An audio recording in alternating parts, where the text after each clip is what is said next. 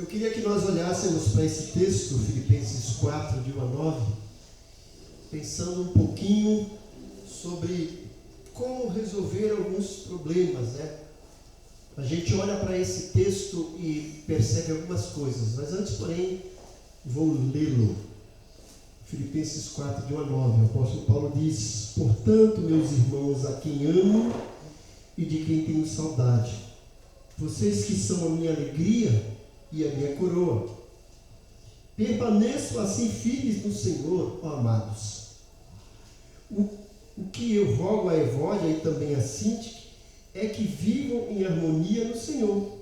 Sim, e peço a você, leal companheiro de jugo, que as ajude, pois lutaram ao meu lado na causa do Evangelho, com Clemente e meus demais cooperadores. Os seus nomes estão escritos no livro da vida. Alegrem-se sempre no Senhor. Novamente direi, alegrem-se. Seja a amabilidade de vocês conhecida por todos, perto está o Senhor.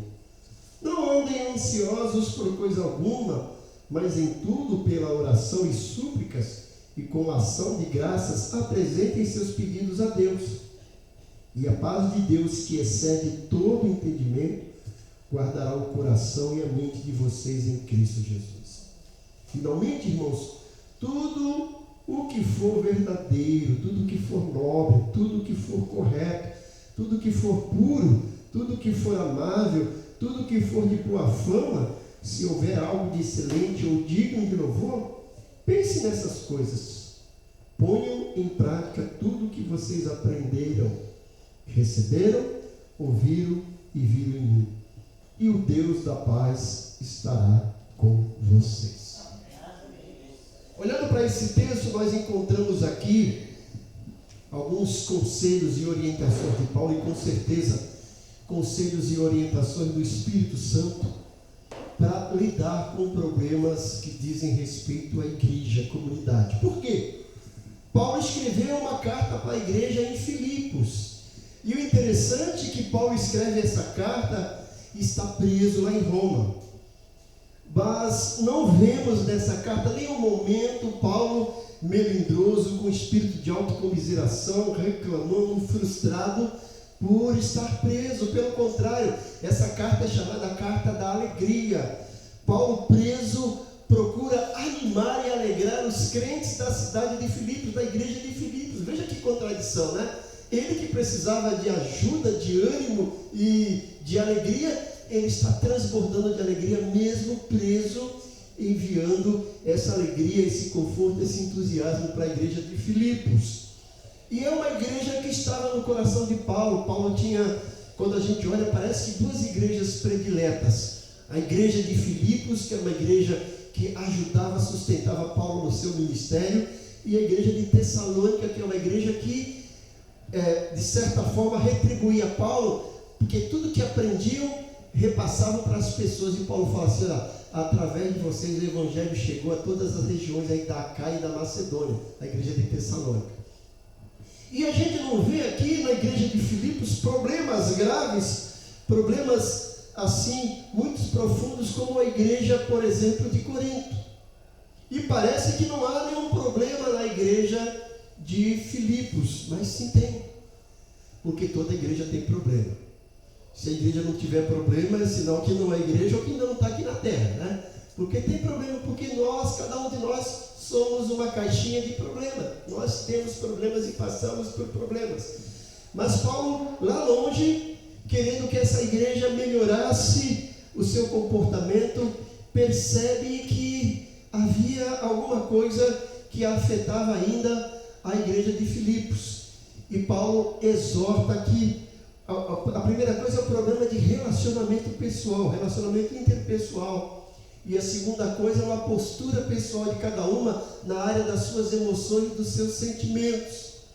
E Paulo começa. É interessante que os conselhos de Paulo, as orientações de Paulo, tanto para o problema de relacionamento quanto para os nossos problemas de sentimentos, de emoções, são os mesmos, e é remédio para tanto o problema de relacionamento quanto o problema comportamental ou problema de sentimento de emoções. E interessante que Paulo mostra para a gente como tratar com as pessoas que têm problemas e que causam problemas, porque aqui a gente vê pessoas que estavam com problemas e pessoas que causavam problemas. Veja que Paulo, antes de começar a disciplinar, a tocar naquilo que é o problema, ele lembra que essas pessoas também fizeram coisas boas. Paulo podia chegar: olha, igreja, estou decepcionado com vocês. Mas olha como é que Paulo começa, o versículo 1. Portanto, meus irmãos. Aí ele podia pensar assim: vocês que estão aí me decepcionando. Não, Paulo fala: portanto, meus irmãos, a quem eu amo e de que tenho saudade, vocês que são a minha alegria e a minha coroa, permaneçam assim firmes no Senhor, amados. O que isso nos mostra? Que por mais ruim que seja uma pessoa, por mais maldosa que seja uma pessoa, essa pessoa tem qualidades.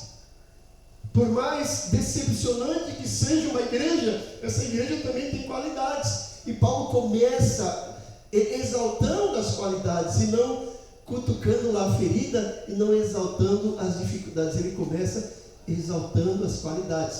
E aí depois ele percebe e vai lá trabalhar com tato.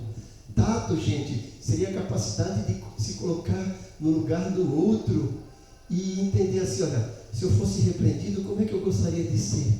Isso é tato, é sensibilidade. E Paulo tem isso para dar de sobra. Ele diz assim: olha, existia naquela igreja, gente, uma igreja maravilhosa, mas tinha um problema de relacionamento. Gente, os maiores problemas da igreja são problemas de relacionamento.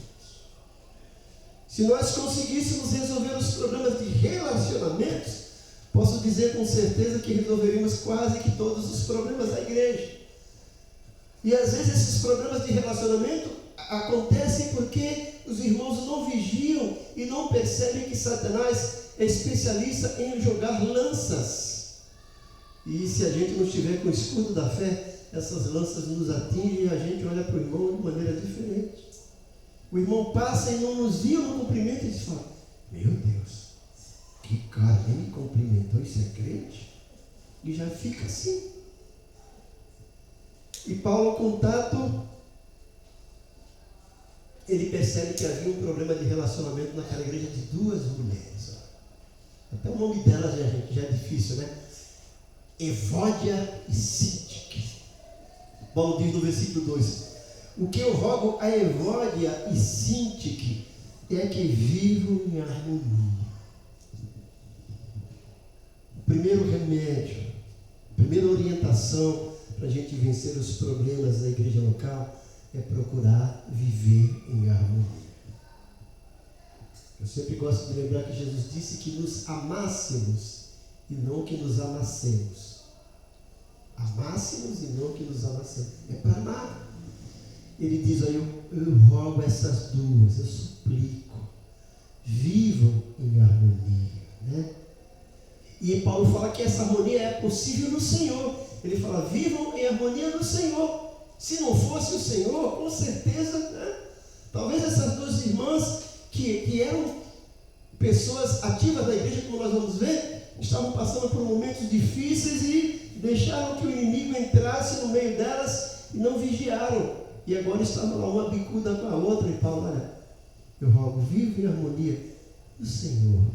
No Senhor vocês conseguem, né? E ele diz assim: vive em harmonia no Senhor.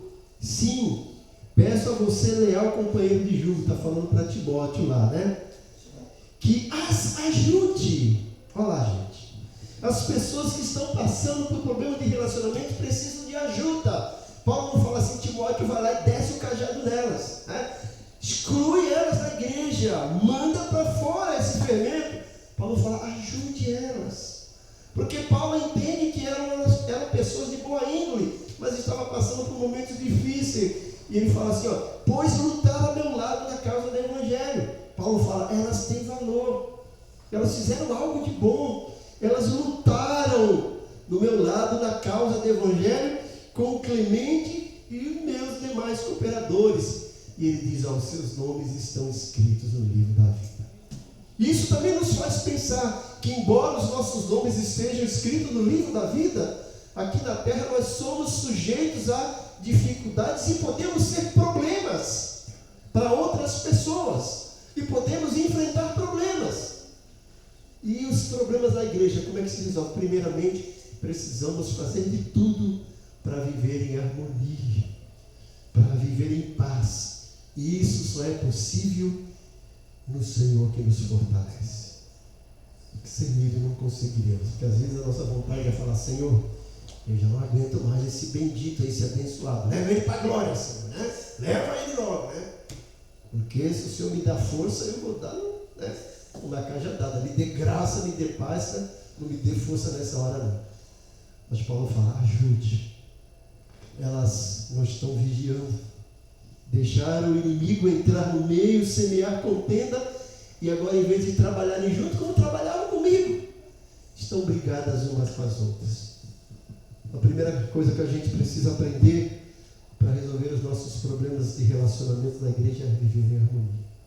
Esse era um problema da igreja, mas tinha outros. Tinha esse problema de relacionamento interpessoal, mas também tinha crentes lá na igreja que estavam passando por momentos difíceis na área dos seus sentimentos, nas suas emoções, e é o que Paulo vai tratar agora.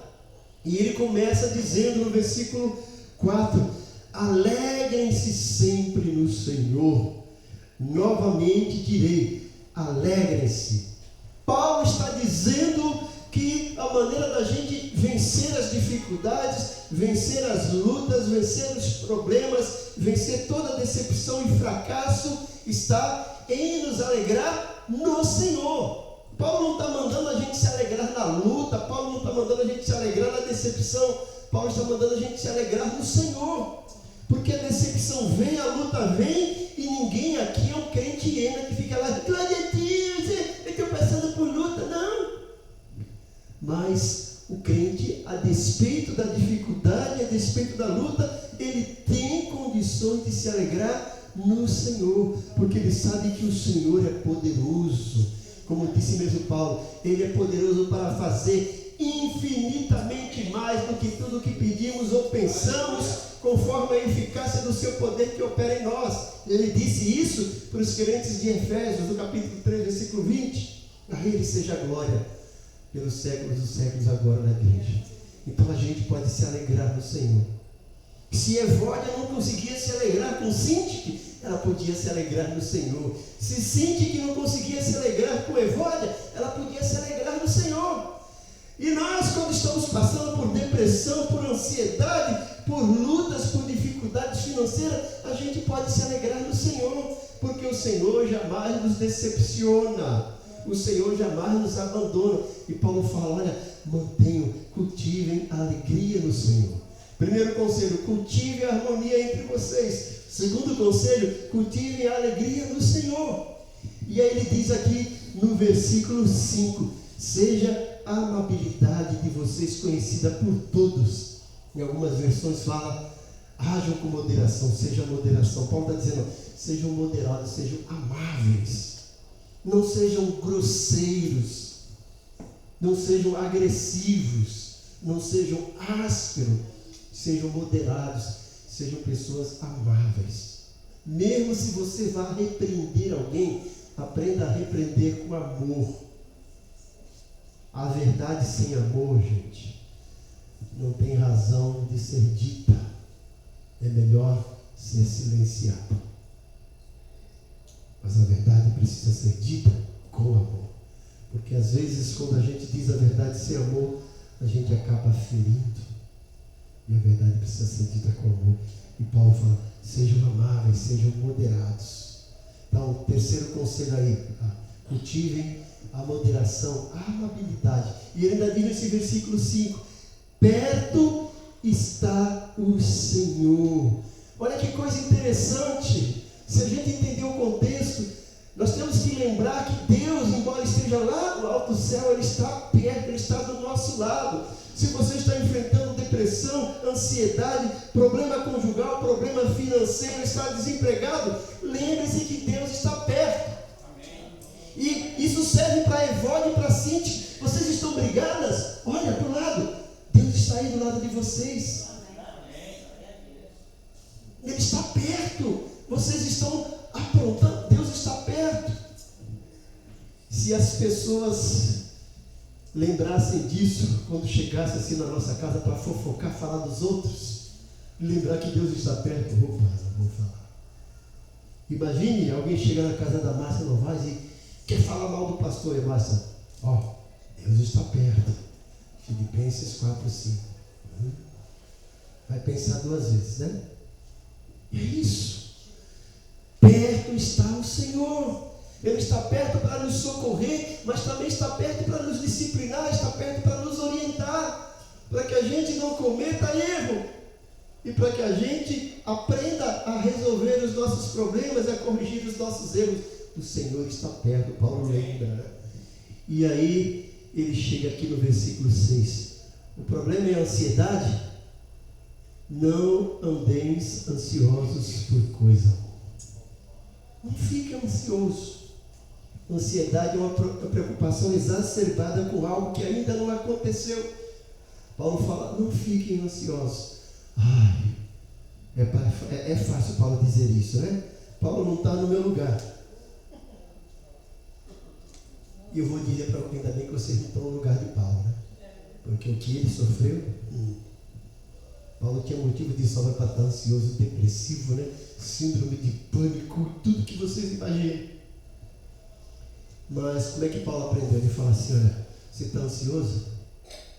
O que você vai fazer? Olha lá. Em tudo, pela oração e súplica e com ações de graças, apresente a Deus os seus pedidos. Estou preocupado com a prova? Apresente a Deus. Estou preocupado com a entrevista de emprego? Apresente a Deus. Estou preocupado com aquele exame que eu vou fazer? Apresente a Deus. Estou preocupado com meu marido que está longe e não chegou? Apresenta a Deus. Estou preocupado que eu tenho uma conta para pagar e o dinheiro não está suficiente? Apresente a Deus. Amém. Paulo fala, apresente a Deus. E ele fala que tipo de oração?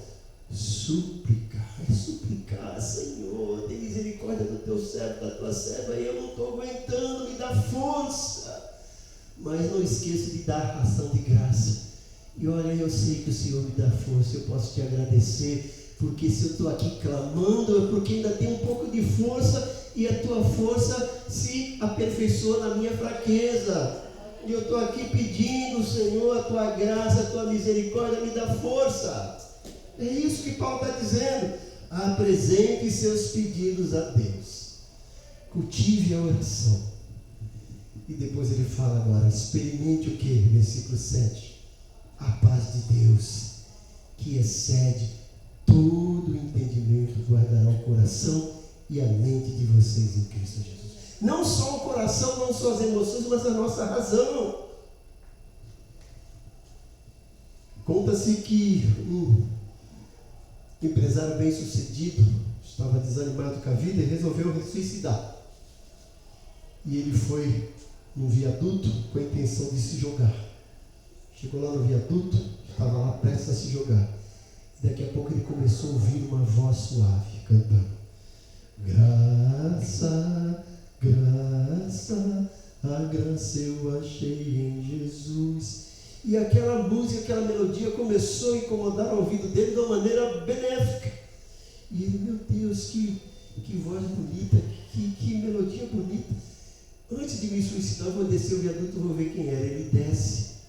Era uma moradora de rua que estava lá, fazendo as suas refeições. Colocou 2 blocos, colocou uns gravetos lá, com fogo, com uma lata e cozinhando alguma coisa para comer. E ela cantando alegre.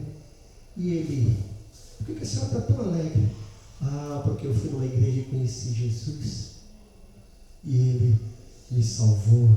E agora eu sou fruto da graça. Mas a senhora sem casa, sem aí.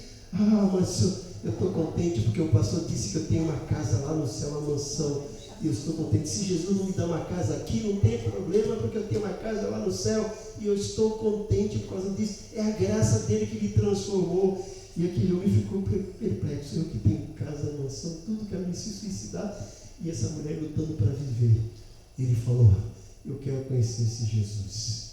Ela falou, então passa aqui à beira da noite que eu vou levar o Senhor para a igreja. E a vida daquele homem foi mudada, ele não se suicidou por causa disso, gente. É a paz de Deus que excede o entendimento. Como que aquele homem ia entender aquela mulher alegre com aquela situação? É algo que a gente não entende, mas quem conhece a Deus entende. Essa paz que excede o entendimento envolve a nossa mente, o nosso coração, e a gente consegue ter paz em meio às turbulências da vida. E aí Paulo diz outra coisa interessante aqui também, que é outro remédio. Finalmente, olha, Paulo está dizendo, você quer vencer os problemas de relacionamento? Você quer vencer os problemas pessoais de emoção, de dificuldade, de depressão, ansiedade? O segredo está aqui na mente. Olha o que ele disse, versículo 8.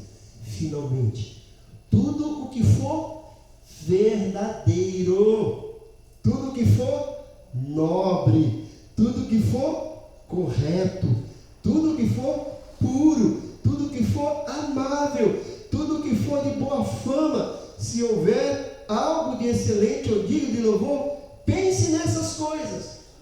O que Paulo está dizendo? Ocupe o pensamento de vocês com coisas boas. Se alguém vai fofocar para você lá, você pensa assim, olha, irmão, isso aí é verdadeiro? Opa, passou na primeira. É, legal. Agora, mesmo sendo verdadeiro, é nobre você me contar isso do irmão? É fofoca. Fofoca é nobre, não é? Cai fora, irmão. Eu não vou deixar isso entrar na minha mente. Eu não aceito, pode parar. Olha, irmão, isso é correto você fofocar? Isso é puro? Olha, irmão, isso é amável? Irmão, isso que você vai falar de boa fama? Irmão, isso que você vai falar é algo excelente ou digno de louvor? Não. Então, calado.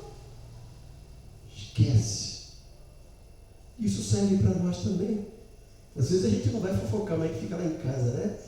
Olha, aquela igreja, aquele pastor, aquele irmão.